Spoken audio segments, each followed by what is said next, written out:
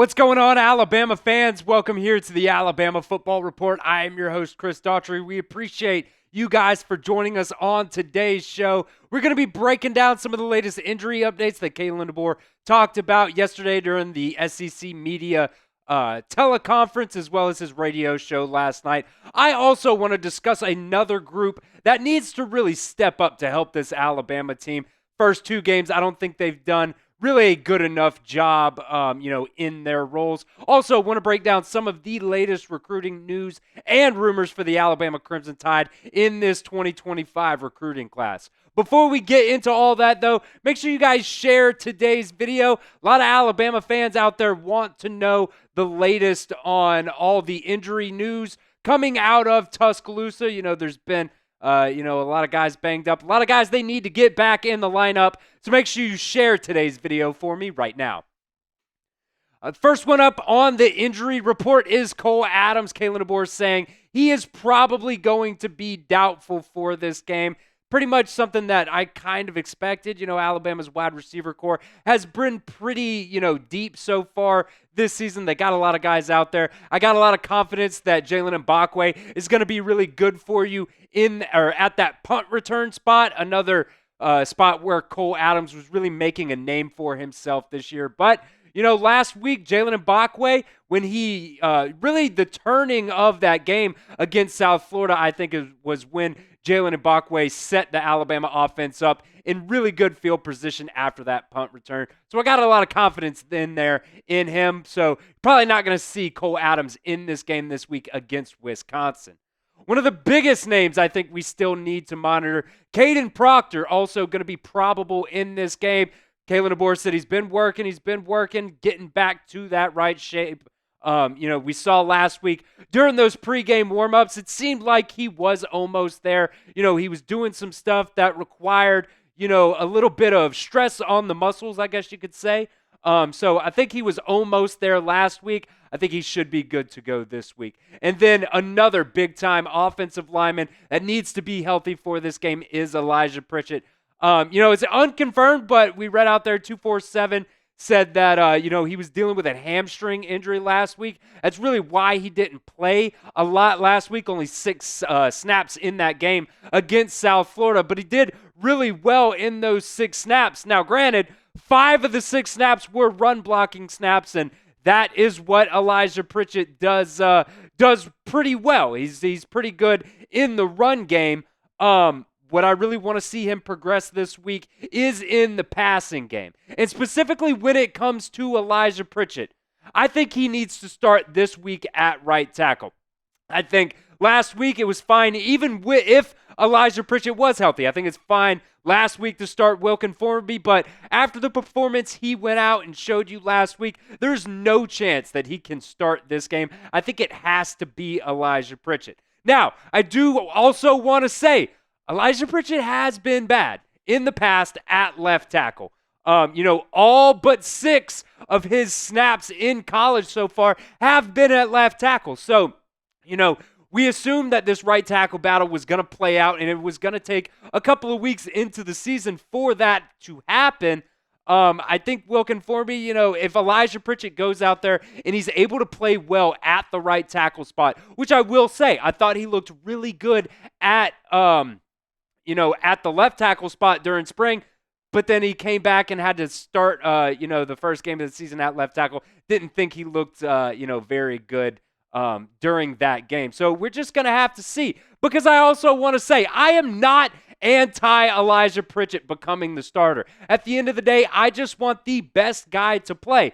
And, look, a lot of people have talked about the fact that Wilkin Formby looked really bad, and then they put Elijah Pritchett in there. And I do want to say this, too. There's been reports that Elijah Pritchett went to the coaching staff late in that game against South Florida and said, I'm fine, put me in this game. I need to be playing in this game. And he went out there and he did pretty well in those 6 snaps that he played. So if he can go out there, if he can be consistent, I really want to see what he looks like in pass protection this week, because that has been his biggest flaw so far in his time at Alabama. Pretty much, you send him out there and he's been getting cooked on the left side of the line. I'd like to see if he can be a little bit better on the right side of the line. And look, I hope he wins the job at the end of the day because I do not care who is playing right tackle. I just want somebody to give Jalen Milroe some time at the end of the day because it has been so annoying just to, see him get the ball and within about a second and a half, he's got pressure in his face. You can't put all of, the flubs that Alabama's offense has had on Jalen Milroe. He really needs some help from this offensive line. So grade your confidence level for me in Elijah Pritchett in the comment section right now. Scale it for me 1 to 10, 1 on the low end. You don't trust him at all. You don't think he should be out there. 10, you think he's going to be the starter for the rest of the season. Grade it for me right now with the pinned comment of today's video. So, just talked about the offensive line having to step up to help out Jalen Milroe a little bit. I also think this wide receiver core really needs to step up as well to help out Jalen Milroe in this game. If you look last week and just really look at the film, South Florida really locked Alabama's wide receivers up in that game. They were, very physical off the ball. And look, it's going to be the same way this weekend against Wisconsin. This is what Alabama's wide receiver coach Jamarcus Shepard said about how the Big Ten DBs play and kind of what they can get away with. He said, having coached in the Big Ten for a while, I know this conference can be a little bit handsy. Guys are going to try to get their hands on you from time to time. So we've been emphasizing that through all these practices, telling our scout team to be a little bit more handsy. Pull, jerk, grab, all that good stuff is allowed. They're going to allow it a little bit more than some of the other leagues. So look, like I said, going back to that South Florida game last week, they were very handsy. They were holding a lot. And as many penalties got called in that game, you probably could have had more on some of those South Florida defenders. So I really need this Alabama, wide receiver room to step up. Create some separation for Jalen Milroe, man, because he's already getting rushed in the pocket. I need these guys to be getting open a little bit faster than they did, at least last week against South Florida, because as we will talk about here in just a minute, look, you're going up against some better competition this week, and it is going to be a whole lot harder for those guys to get open. I want to give a shout out to our sponsor today, that is LinkedIn. When you guys are hiring for your small business, you want to find quality professionals that are right for the role. That's why you have to check out LinkedIn Jobs. LinkedIn Jobs has the tools to find the right professionals for your team faster and for free. Look, it was super easy when I got hired here at Chat Sports. I just went and updated my LinkedIn, put my resume on there, sent it to the bosses here at Chat Sports, and it was super easy for them to find that or figure out that I was the right candidate for the job. LinkedIn isn't just a job board, though. LinkedIn helps you hire professionals that you can't find anywhere else, even those who aren't actively searching for a new job, but might be open to the perfect role. In any given month, over 70% of LinkedIn users don't visit other leading job sites. So if you're not looking on LinkedIn, what are you guys doing? You are looking in the wrong place. On LinkedIn, 86% of small businesses get a qualified candidate within 24 hours. Hire professionals like a professional on LinkedIn. LinkedIn knows that small businesses are wearing so many hats, and you might not have time or the resources to hire the right candidate for the job. LinkedIn is consistently finding ways to make their process easier. They even just launched a feature that helps you write job descriptions, making the process easier and quicker.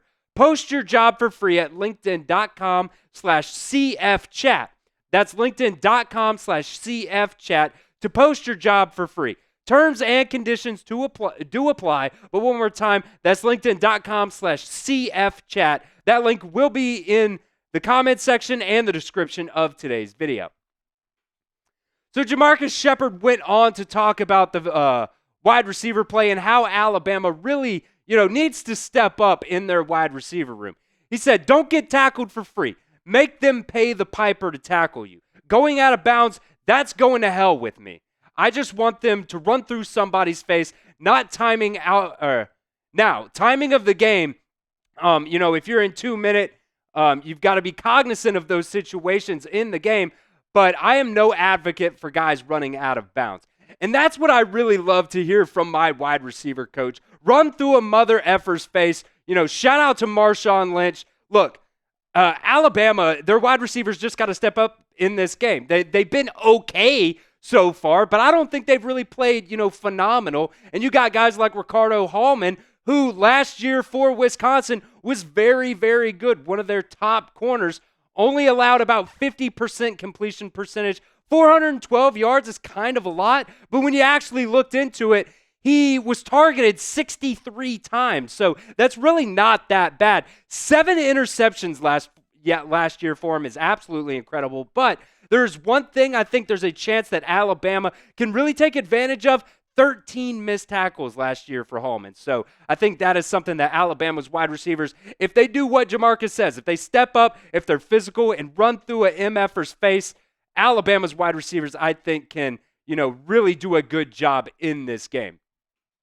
So what wide receiver do you think needs to step up for the Crimson Tide this week against Wisconsin? Let me know in the comment section of today's video, which wide receiver do you guys need or think needs to step up the most? Flipping over to recruiting, because that is still going on up until December, January time as well. Keelan Russell, Alabama's 2025 quarterback commit, is still out there on the recruiting trail trying to get some of these top recruits in Alabama's 2025 class. This is what Keelan Russell told 247 Sports the other day about trying to flip some of these already committed recruits. He said everyone has committed, so we're trying to get dudes to flip. Guys like Dakorien Moore, I'm staying on him and trying to get him to flip. Teammates with Keelan Russell.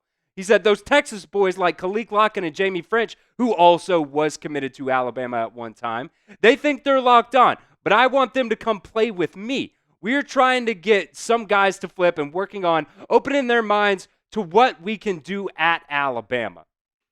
Now, look, Alabama already has the number 2 wide receiver in this recruiting class. Caleb Cunningham already committed to the Crimson Tide. But you also got Dakorien Moore, the number 1 wide receiver, Khalil Lockett, and Jamie French. Like I said, Jamie French was committed to Alabama before Nick Saban retired. Khalil Lockett, once Keelan Russell committed to Alabama, decided, hey, I might really need to give Alabama a second shot. He's the number 3 wide receiver in this class. And like I said, Dakorien Moore is teammates with Keelan Russell. So definitely another guy who Alabama would love to have in this 2025 recruiting class. They've already got 2 wide receivers, also Latsier Brooks, in this recruiting class. And, it's been reported by On3 and others that Alabama didn't necessarily want to have more than 2 or 3 wide receivers in this class. But, man, if you have a top 5 wide receiver that wants to commit to you, I don't think Alabama's going to turn that kind of top talent away. So let me know one more time here in the comment section, guys. Do you think Alabama will flip any 2025 recruits? Type Y for yes or N for no in the comment section of today's video.